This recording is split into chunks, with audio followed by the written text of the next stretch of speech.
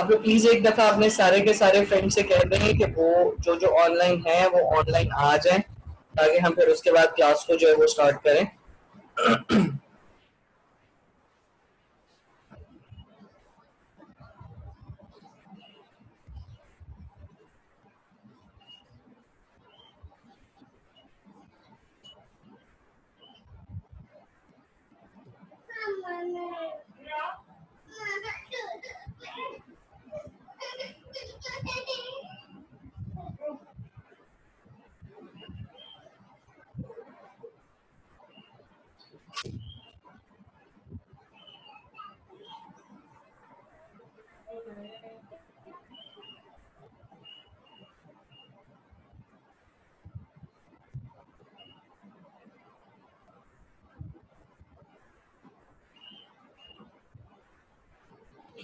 Okay जी, चलिए जैसे जैसे आपके फ्रेंड्स आते जाएंगे तो फिर हम उनको जो है वो ज्वाइन कराते चले जाएंगे। अस्सलाम वालेकुम to everyone first of all, और आई वेलकम यू ऑल आज के हमारे सेशन के अंदर।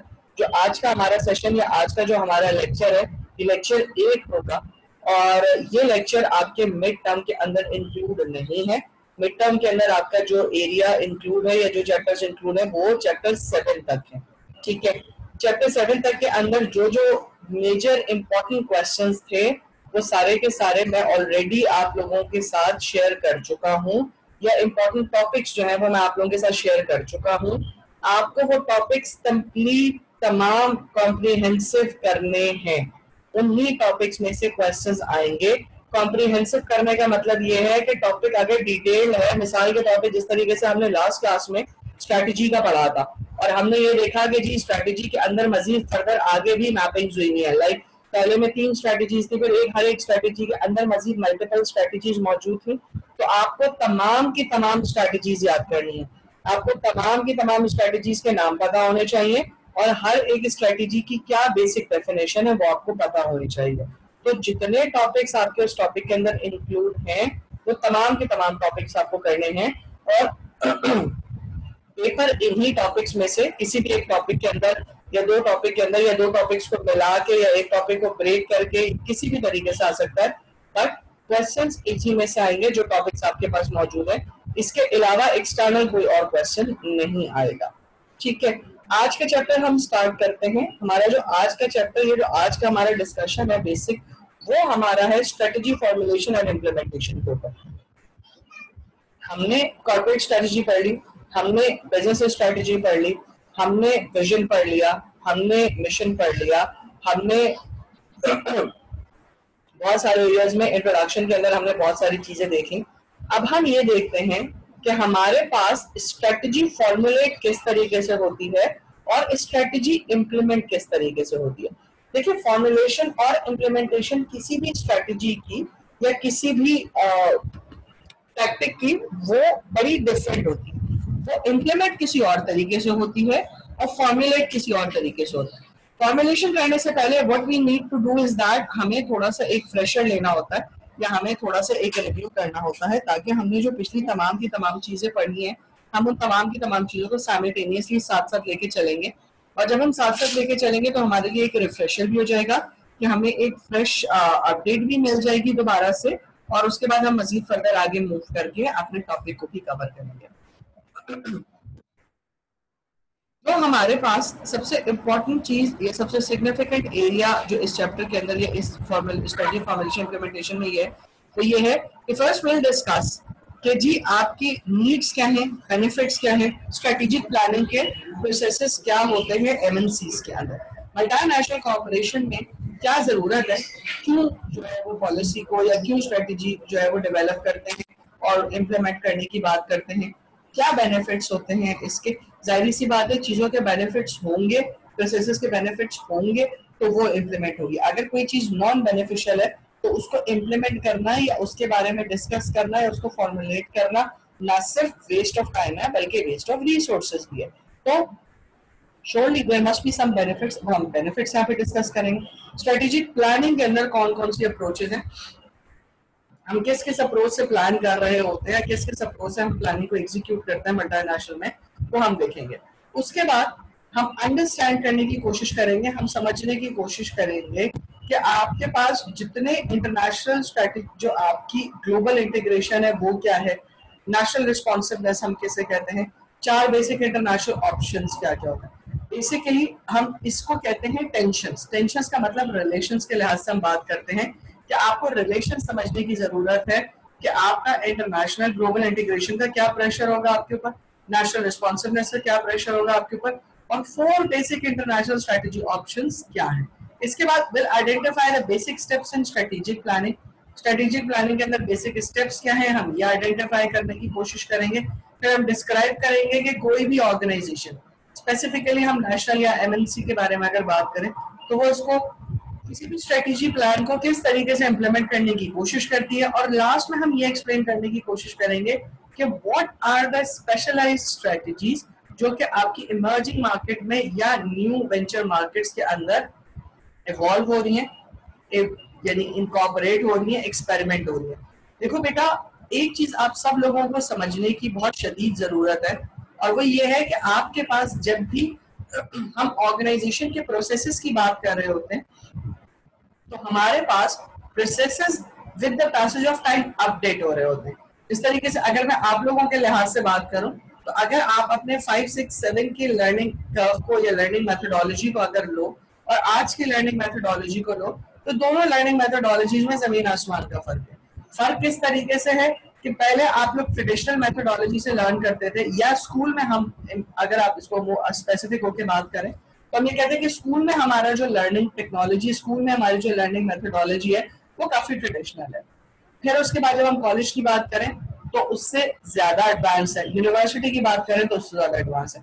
मिसाल के तौर पर एक बड़ी छोटी सी एग्जांपल है, आपने कभी स्कूल के अंदर बायोमेट्रिक नहीं किया अपनी अटेंडेंस मार्क करने के लिए, बट आज जब आप यूनिवर्सिटी में होते हो तो आपकी बायोमेट्रिक अटेंडेंस भी होती है। फिर इसके साथ एक और एलिमेंट जो अभी कोरोना का एलिमेंट चल रहा है, अगर हम उसके लिहाज से बात करें, तो आप लोगों ने कभी पूरी जिंदगी के अंदर ऑनलाइन क्लासेस नहीं ली होंगी। ऑनलाइन क्लासेस का कोई कॉन्सेप्ट ही नहीं होता था, ठीक है। आज आपकी पूरी की पूरी टेक्नोलॉजी, पूरी की पूरी मेथोडोलॉजी, पूरा के पूरा लर्निंग पैराडाइम, पूरा के पूरी आपके जितने भी वैल्यूएशन है सब चेंज हो चुकी हैं। और अब आप ना सिर्फ ऑनलाइन पढ़ रहे होते हो, बल्कि बहुत सारी इंस्टीट्यूट में, बहुत सारी यूनिवर्सिटीज में तो आपके पेपर भी ऑनलाइन हो रहे होते हैं और आपका रिजल्ट भी ऑनलाइन डिस्कस हो रहा होता है, ठीक है।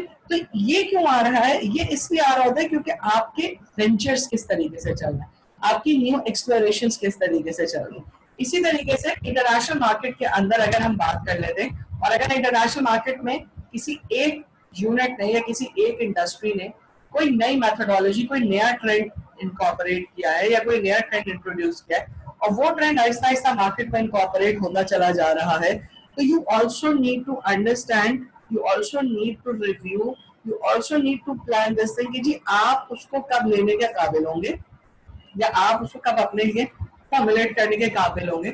ना सिर्फ फॉर्मुलेट करने के लिए कब काबिल होंगे, बल्कि उसको अगर आप इम्प्लीमेंट करेंगे तो किस तरीके से इम्प्लीमेंट करेंगे। तो ये सारा के सारा मैकेनिज्म, ये सारी के सारी फिलोसफी, ये सारी की सारी वर्क भी आपकी स्ट्रेटेजी फॉर्मुलेशन एंड इम्प्लीमेंटेशन के अंदर आ रही होती है। ओके जी, सबसे पहले हम आगे बढ़ते हैं, और आगे बढ़ के सबसे पहले जो हम डिफाइन करते हैं वो ये डिफाइन करते हैं कि जी स्ट्रेटेजिक मैनेजमेंट है क्या।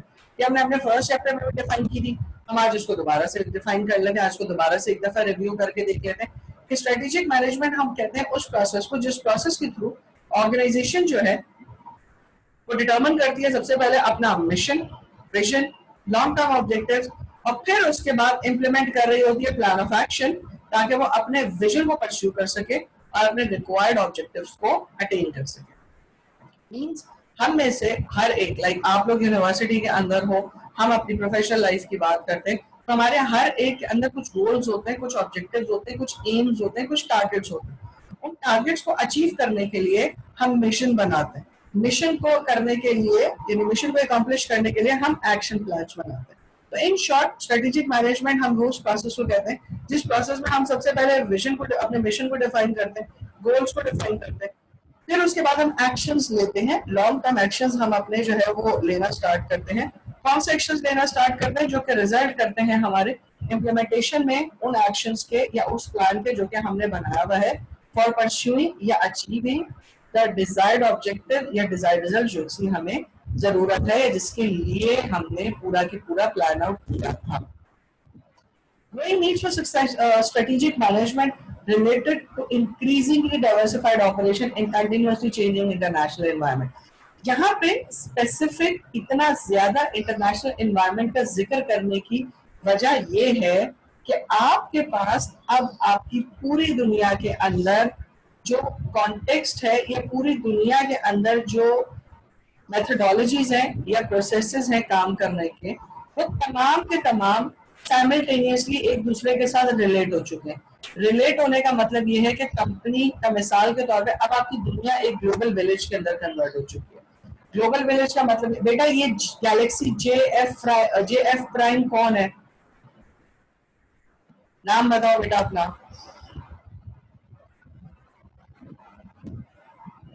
गैलेक्सी J5 प्राइम,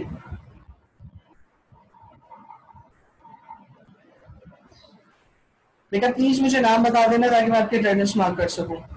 ओके, अब हमने बात अभी हम ये कर रहे थे कि हमारे पास इंटरनेशनल एनवायरनमेंट के ऊपर फोकस या इंटरनेशनल एनवायरनमेंट के ऊपर इतना ज्यादा जो एम्फेसाइज है, या इतना ज्यादा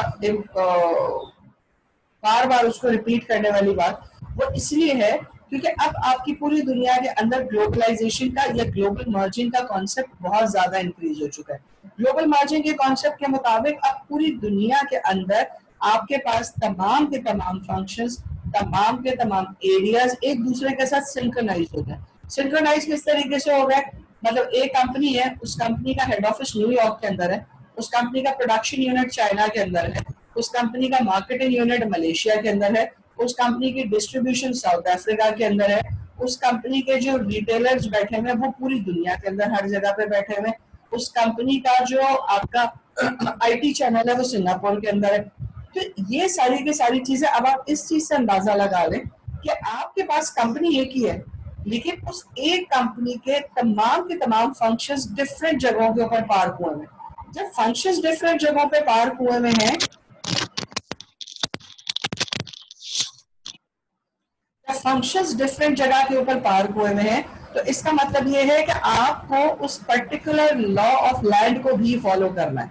लॉ ऑफ लैंड का मतलब ये है कि अगर आप जापान के अंदर अपने लोग पार्क किए हुए हैं तो जापान का रूल आपको लॉ को फॉलो करना पड़ेगा, सिंगापुर के अंदर सिंगापुर के लॉ के हिसाब से आपको चलना पड़ेगा, अमेरिका में अमेरिका के लॉ के हिसाब से, साउथ अफ्रीका में साउथ अफ्रीका के लॉ के हिसाब से। और अगर आप हर एक के अंदर, हर एक कंट्री के अंदर अलग-अलग लॉ से फॉलो करेंगे तो आपके लिए शायद चीजों को मेंटेन करना थोड़ा सा मुश्किल है।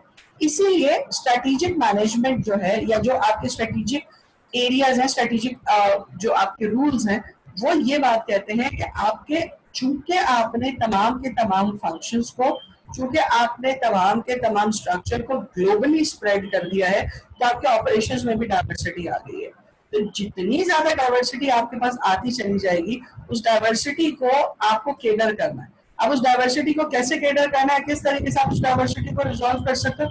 Bye simply through strategy management, या simply through creating a strategy जो कि न सिर्फ आपके होम या पेरेंट इंडस्ट्री को जो है वो प्रॉपर्ली सपोर्ट करे या प्रॉपर्ली एक्सेप्ट करे, बल्कि पेरेंट इंडस्ट्री के साथ आपकी जो भी of site industry, of site units हैं, उसको भी सपोर्ट करे, और इस तरीके से सपोर्ट करे कि आपका जो मेन ऑर्गेनाइजेशन या मेन गोल है या मेन ऑब्जेक्टिव है वो फुलफिल हो, वो कंप्लाई हो, और वो जो आपकी जितने भी यूनिट्स हैं वो तमाम के तमाम उसी एक गोल या उसी एक ऑब्जेक्टिव की तरफ फॉलो करें। बेनिफिट्स ऑफ स्ट्रेटेजिक प्लानिंग के लिहाज से बात करें तो 70% of 56 US MNC subsidiary has been comprehensive 5 to 10 years plan according to one study. Evidence for effectiveness of planning is mixed. Strategic planning does not always result in high profitability.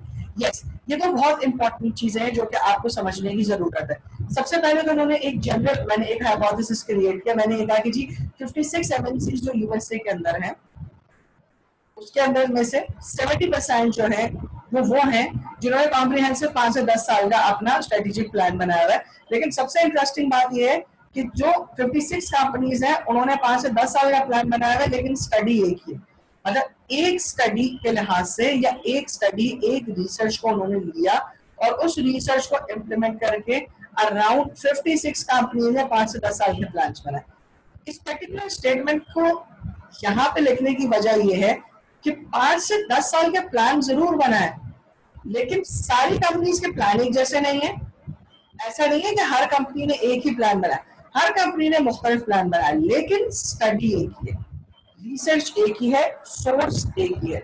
तो बताने का मकसद ये है कि 56 यूएस कंपनीज ने 5 से 10 साल के 70% अपने प्लान बनाए हुए और एक ही स्टडी के उससे बनाए हुए। ये फायदा होता है स्ट्रेटेजिक प्लानिंग का, यानी कि स्ट्रेटेजिकली आप प्लान करते हो तो आप एक ही स्टडी से मल्टीपल बेनिफिट्स या मल्टीपल प्लान क्रिएट कर सकते हो। सेकेंड और जो मोस्ट इंपॉर्टेंट बात है वो ये है कि इफेक्टिव जो आपकी प्लानिंग है या जो स्ट्रेटेजिक प्लानिंग है या जो आपका जिसको भी आप प्लानिंग के से कर रहे हो तो उसके बारे में एक चीज आपको समझने की शदीद जरूरत है और वो ये है कि आपके जो प्लानिंग की इफेक्टिवनेस है वो मिक्स्ड होती है। मिक्स्ड होने का मतलब ये है कि वो उसके रिजल्ट्स या उसकी इफेक्टिवनेस मल्टीपल डायमेंशंस के अंदर या मल्टीपल डायरेक्शंस के अंदर आ रही होती है।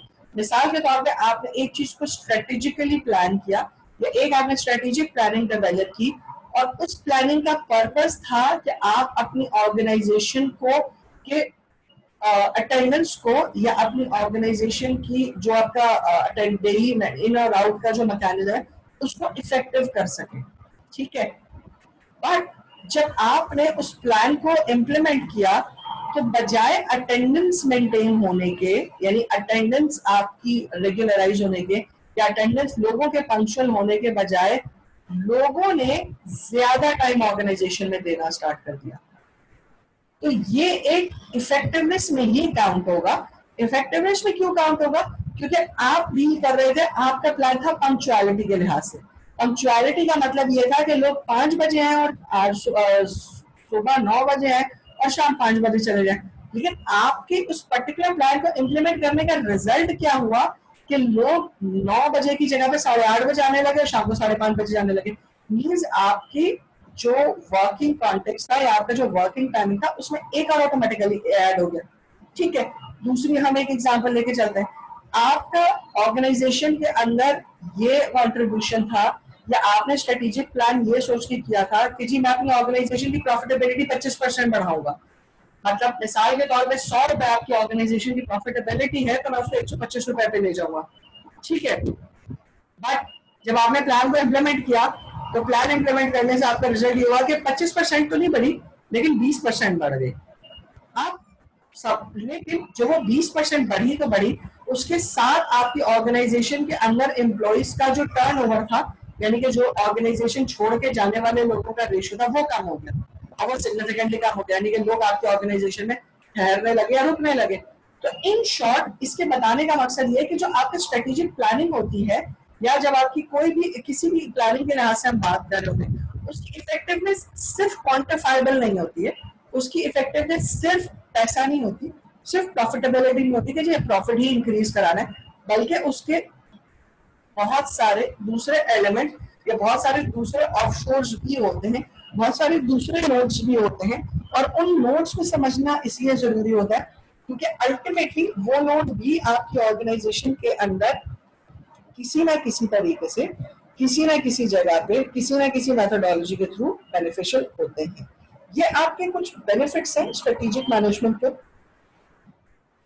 हमने पहले भी बहुत डिटेल में इन सब चीजों को पढ़ा हुआ है, बट स्टिल एक मैंने कहा था कि हम आज की क्लास के अंदर थोड़ा सा रिव्यू भी करेंगे क्योंकि प्लानिंग को समझने के लिए हमें पीछे की चीजों का भी अंडरस्टैंडिंग होना है, पीछे की चीजों का भी रिवाइज होना बहुत जरूरी है। तो ये आपके पास कुछ बेनिफिट्स हैं, जस्ट रिव्यू पढ़ें आप एक दफा, फिर उसके बाद हम मजीद फर्दर आगे इसको जनरली डिस्कस करते हुए आगे की तरफ चलेंगे।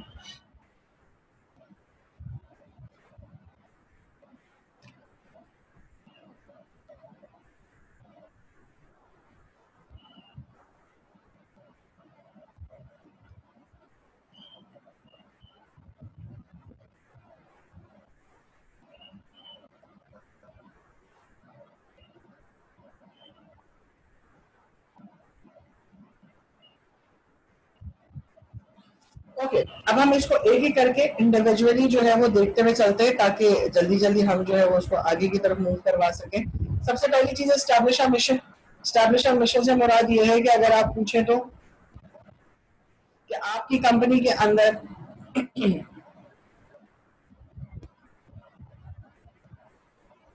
बल्कि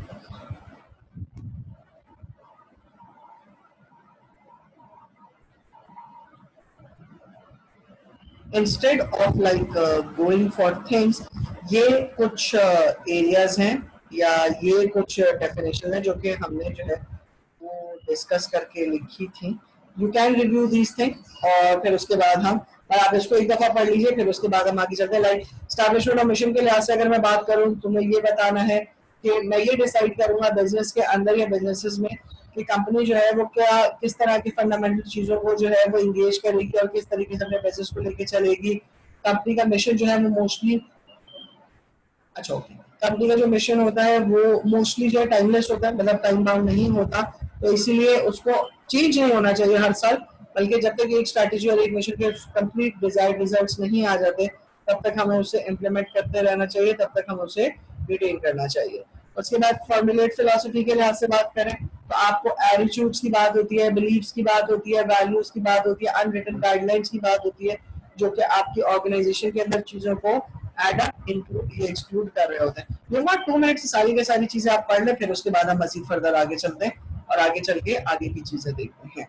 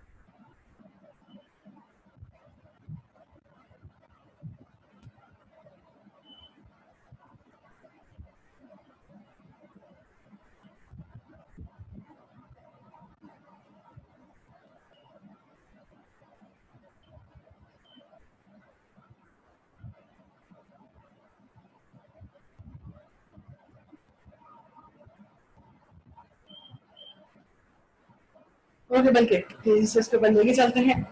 फॉर्मुलेट फिलोसफी के लिहाज से बात करते हैं तो हमने अभी बात की बिलीव्स के ऊपर, वैल्यूज के ऊपर, एटीट्यूड्स के ऊपर, अनरिटन गाइडलाइंस के ऊपर, जो चीजें हम जो है अपनी नॉर्मल लाइफ के अंदर जो है जिस तरीके से काम को कर रहे होते हैं, मतलब कंपनीज के लिहाज से अगर बात करें तो आपकी फिलोसफी के लिहाज से बात हो रही होती है. इसके बाद आप आगे आते हैं तो एस्टैब्लिश पॉलिसीज के लिहाज से बात होती है. पॉलिसी बेसिकली आपका एसओपी होता है, एक्शन गाइडेंस प्लान होता है, जो कि आपको ये बताता है कि जी कौन सा एक्शन आप जो है किस वक्त किस तरीके से परफॉर्म करेंगे, इररिस्पेक्टिव उसके ऊपर ह्यूमन डिपेंडेंसी जो है वो कम से कम हो जाती है. लाइक उसके ऊपर डिपेंडेंसी ये नहीं रहती कि जी उमैर आएंगे तो ये काम होगा, उमैर, जीशान, माहीन, वहीद, वलीद, रिमशा, ये कोई भी नहीं होता. पॉलिसीज बनी हुई होती है तो कोई भी आ जाए, हम सब की जगह पे कोई भी बंदा आ जाए और कोई भी आके जो है उस चीजों को जो है वो फॉर्मुलेट कर सकता है. Setting up of objective, objective basically जो है वो नैरो स्कोप ऑफ मिशन को कहते हैं, जो कि बेसिकली आपके ऑपरेशन स्ट्रेटजी को फॉर्मुलेट करके उसको इम्प्लीमेंट करने में हेल्पफुल साबित होता है. Development of a strategy, yes, आपके कॉन्सेप्ट्स, आइडियाज, प्लान, ऑब्जेक्टिव किस तरीके से अचीव होगा, वो सारी की सारी चीज आपकी स्ट्रेटजी के अंदर डेवलप हो रही होती है. प्लानिंग ऑर्गेनाइजेशन स्ट्रक्चर, जो आपका स्ट्रेटेजिक अलाइनमेंट है, जो आपका स्ट्रेटेजिकल एनालिसिस है, जो स्ट्रेटेजिक प्लानिंग है, उसके थ्रू आप जो है वो चीजों को प्लान करते हो और उसके लिहाज से अपने स्ट्रक्चर को डेवलप करते हो, सो दैट आपका जो भी डिजायर्ड रिजल्ट है उसको आप अचीव कर सको. Provide personal recruitment, selection, training and development इसके अंदर आ रही होती है. एस्टैब्लिश प्रोसीजर्स, एसओपीज हम डिफाइन करते हैं कि जी क्या प्रोसीजर आप फॉलो करेंगे, what are the dos and don'ts. Facility यानी कि मटेरियल प्रोवाइड करते हैं आप कि जी किस तरह की रिसोर्सेज आप प्रोवाइड कर रहे होते हैं कि जी किस तरह की रिसोर्सेज जो है वो रिक्वायर्ड होती हैं. प्रोवाइड कैपिटल, इन्वेस्टमेंट, पैसा जिसे हम कहते हैं कि ज्यादा से ज्यादा पैसा आप प्रोवाइड कर रहे होते हैं. स्टैंडर्ड सेट करते हैं जिसमें डिजायर्ड और एक्चुअल के दरमियान का डिफरेंस आप डिटरमिन करते हैं कि जी क्या आपका डिजायर्ड है और क्या एक्चुअल आप हैं.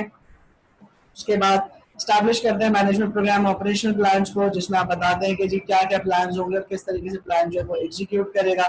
इंफॉर्मेशन कंट्रोल, कंट्रोल इंफॉर्मेशन होती है.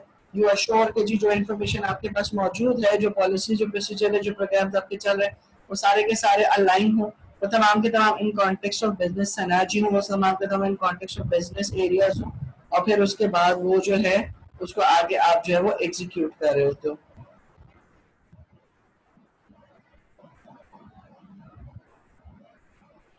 ओके, इसके बाद आपके पास एक्टिवेट पीपल है. एक्टिवेट पीपल का मतलब ये, you motivate people so that they may be able to acquire their desired result, they may be able to perform the desired strategies जो भी आपकी वर्किंग है वो तमाम की तमाम कर लें ताकि आप उसको जो उसका डिजायर्ड रिजल्ट है उसको आप अचीव कर सकें। ठीक है, ये वो सारे के सारे पॉइंट्स हैं,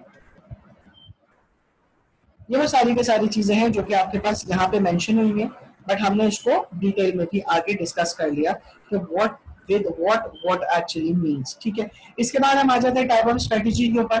तो टाइप ऑफ स्ट्रेटजी में पहली चीज तो हम ये डिफाइन कर लेते हैं स्ट्रेटजी क्या है। स्ट्रेटजी हमारे पास जो है वो एक कॉम्प्रिहेंसिव प्लान है गाइडिंग रिसोर्सेज एलोकेशन है to achieve long term goals. जो भी ऑर्गेनाइजेशन के लॉन्ग टर्म गोल्स अचीव करें उसको अचीव करने के लिए जो भी हम प्लान करेंगे this is what we call strategy. एक स्ट्रेटेजिक इंटेंट होता है। स्ट्रेटेजिक इंटेंट का जो वर्ड है उसका मतलब फोकस होता है बेसिकली कि आपकी किसी भी स्ट्रेटेजी का इंटेंट या फोकस क्या है। तो फोकस ऑर्गेनाइजेशन एनर्जीज और अचीविंग कॉम्प्रिहेंसिव और कंपेलिंग गोल्स कि आपका फोकस जो है वो टोटल किसके ऊपर होता है, तो आपका टोटल फोकस होता है उन एनर्जी ऑर्गेनाइजेशन एनर्जीज के ऊपर जिन एनर्जीज के थ्रू आप ऑर्गेनाइजेशन के गोल को अचीव कर सकते हैं। कंपैरेटिव एडवांटेज ये वर्ड आपने बहुत ज्यादा सुना होगा, बहुत सारी जगह पे सुना। कंपैटिटिव एज भी हम इसको कहते हैं, कंपैटिटिव एडवांटेज भी कहते हैं, दोनों वर्ड्स के साथ हम इसको जो है वो यूज कर रहे होते हैं। बट इसका मतलब क्या होता है? Operating in successful way that are difficult to duplicate. Simple, आप जो आपका इंटरनल एक स्ट्रेंथ है उसको हम कंपैटिटिव एडवांटेज कहते हैं और स्पेसिफिकली उस स्ट्रेंथ को जिस स्ट्रेंथ को बाकी तमाम की तमाम ऑर्गेनाइजेशंस के लिए कॉपी करना या बाकी तमाम की तमाम ऑर्गेनाइजेशन के लिए मनूवर करना जिसको मुश्किल हो, वो चीज आपके पास जो है वो कंपैटिटिव एडवांटेज कहलाती है। इसके बाद आपके पास आगे आ जाए और आगे आगे हम बात करें तो हमारे 3 लेवल की स्ट्रेटेजीज होती है, हमने पहले भी पढ़ा था। एक आपके पास कॉर्पोरेट स्ट्रेटेजी होती है, एक आपके पास बिजनेस स्ट्रेटेजी होती है, एक आपके पास फंक्शनल स्ट्रेटेजी होती है। कॉर्पोरेट स्ट्रेटेजी जो है वो आपके पास क्या होती है, वो लॉन्ग टर्म डायरेक्शन पूरी की पूरी एंटरप्राइज पूरी की पूरी जो ऑर्गेनाइजेशन यूनिट है उस पूरी के पूरी ऑर्गेनाइजेशन के लॉन्ग टर्म डायरेक्शन है, लॉन्ग टर्म ऑब्जेक्टिव को जो है वो डिफाइन कर रही होती है। बिजनेस स्ट्रेटेजी आपकी जो बिजनेस यूनिट और बिजनेस डिविजन है जो एक्चुअल आपका प्रॉफिट जनरेट कर रहे होते हैं, जो एक्चुअल जहाँ पे सेल्स का कॉन्सेप्ट आ रहा होता है उसकी स्ट्रेटेजी को डिफाइन कर रहा होता है कि किस तरीके से वो कोशिश करेंगे, किस तरीके से वो फोकस रखेंगे ताकि ज्यादा से ज्यादा मैक्सिमम प्रॉफिट जो है वो आप एक्वायर कर सकें। उसके बाद फंक्शनल स्ट्रेटेजी के लिहाज से बात करें तो किसी एक प्रॉपर एरिया, किसी एक पर्टिकुलर एरिया, किसी एक पर्टिकुलर यूनिट, किसी एक पर्टिकुलर यूनिट की जो स्ट्रेटेजी होगी, लाइक मार्केटिंग की स्ट्रेटेजी, फाइनेंस की स्ट्रेटेजी, एचआर की स्ट्रेटेजी, ये फंक्शनल स्ट्रेटेजी है। अच्छा, एक मिनट, somebody has a सवाल। अब्दुल हमीद जी, अब्दुल हमीद क्या करूं मैं आपका बेटा? आपका नाम लिखा हुआ आ रहा है मेरे पास। ओके, तो ये आपके पास जो है वो फंक्शनल स्ट्रेटेजी के अंदर पार्ट होता है। हम इसको जनरली देख लेते हैं कि किस तरीके से लेके चलते हैं। तो हम इसको ये कह रहे थे, लाइक अगर मैं ऑर्गेनाइजेशन के लिहाज से बात करूं तो मिसाल के तौर पर हबीब बैंक लिमिटेड की अगर मैं लिहाज करूं या प्रॉक्टर एंड गैम्बल के लिहाज से बात करूं तो पूरे जो प्रॉक्टर एंड गैम्बल की पॉलिसी होगी या पूरे प्रॉक्टर एंड गैम्बल की जो स्ट्रेटेजी होगी वो आपकी कॉर्पोरेट स्ट्रेटेजी के अंदर फॉल करेगी। फिर उस पॉलिसी और स्ट्रेटेजी से ड्राइव आप कर रहे हो तो लाइक सपोज एरियल की जो स्ट्रेटेजी होगी, एरियल बनाने की जो स्ट्रेटेजी होगी, एरियल बेचने की जो स्ट्रेटेजी होगी वो बिजनेस स्ट्रेटेजी के अंदर आएगी। फिर एरियल के जो प्रोडक्शन यूनिट है उसको प्रोड्यूस करने की जो स्ट्रेटेजी होगी वो उसकी फंक्शनल स्ट्रेटेजी के अंदर आएगी। तो बेसिकली आपके 3 कोर स्ट्रेटेजिक एरियाज होते हैं जो कि आपके डील किए जाते हैं।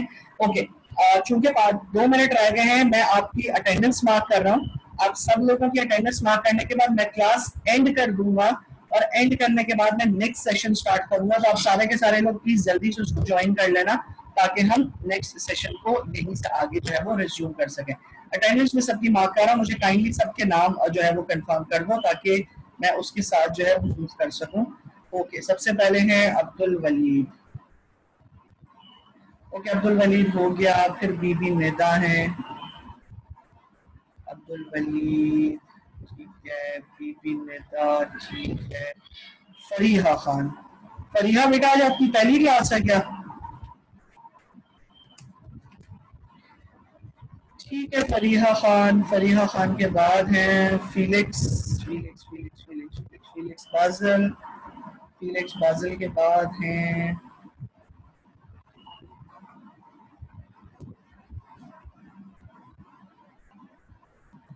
हफ्सा।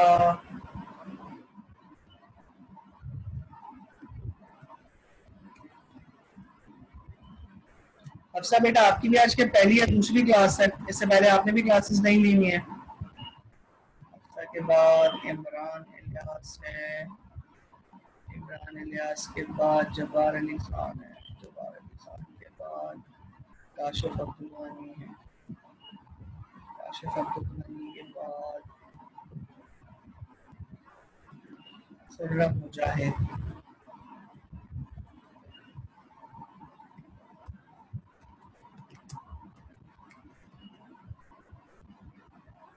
खुर्रम मुजाहिद के बाद कोमल रशीद,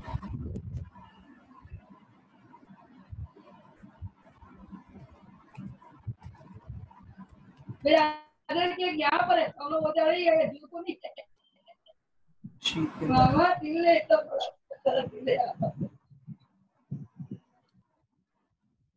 माहीन है, मिनाल खत्री है, मिनाल खत्री के बाद मुस्कान मंसूरी, मुस्कान मंसूरी के बाद निदा सत्तार,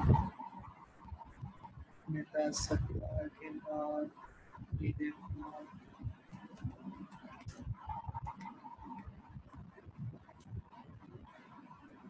बेटा ये XT कौन है? XT1254 अपना नाम प्लीज कोई इसको हेल्प आउट करो, इससे पूछो कि इसका नाम क्या है।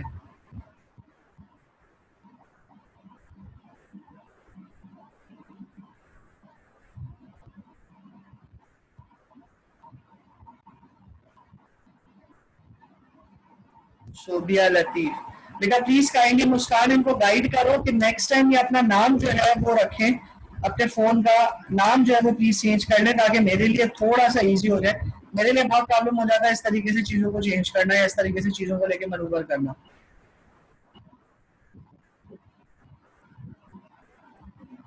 प्लीज आप इनको गाइड कर दीजिए ताकि नेक्स्ट टाइम के लिए इनके लिए भी आसानी हो जाए और थोड़ी सी मेरे लिए भी आसानी हो जाए ताकि हम चीजों को जो है वो साथ लेके चल सकें।